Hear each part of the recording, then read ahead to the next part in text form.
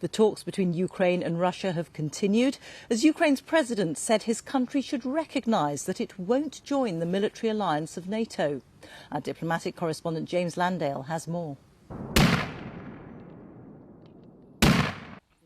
Ukrainian troops northwest of Kiev, slowing the advance of Russian forces, hoping to save their capital and perhaps focus minds in Moscow. Officials from both sides continue to talk, looking for a negotiated settlement. The Kremlin said the discussions were positive, but neither side says where the progress is being made. Today, though, Ukraine's president addressed a gathering of Northern European leaders in London and dropped a hint of what might be part of any future negotiated settlement. Ukraine is not a member of NATO. We have heard for years that the doors were open, but we also heard that we could not join. It's a truth, and it must be recognised.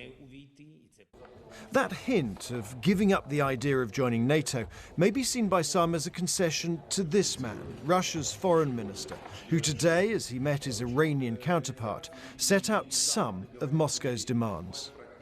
The neutral military status of Ukraine, security guarantees for all participants, the demilitarization of Ukraine, so that no threats to the Russian Federation ever come from its territory. The European leaders, hosted by Boris Johnson, were not, however, in London to talk about possible peace deals, but how to bolster their defences in case the war spreads and increase their support for Ukraine. This is quite unbelievable what is happening now in our continent, and we need to make sure that we build the strongest, widest possible coalition to ensure that Vladimir Putin does not succeed, that we wean ourselves off Russian hydrocarbons. Western leaders know that a negotiated settlement will become possible only if Vladimir Putin sees no alternative. And that's why they're determined to keep up the pressure on Moscow, militarily, economically, and diplomatically. And what better way to do that than this? 3 NATO prime ministers from Poland, Slovenia and the Czech Republic visiting war-torn Kiev by train, a show of solidarity and Russia's failure to seize the capital.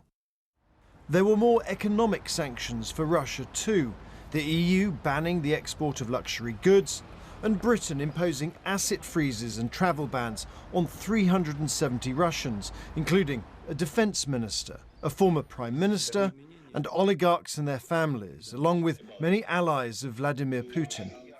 But all the pressure, all the diplomacy has yet to halt the Russian advance, and the devastation of Ukraine's cities continues. James Landale, BBC News.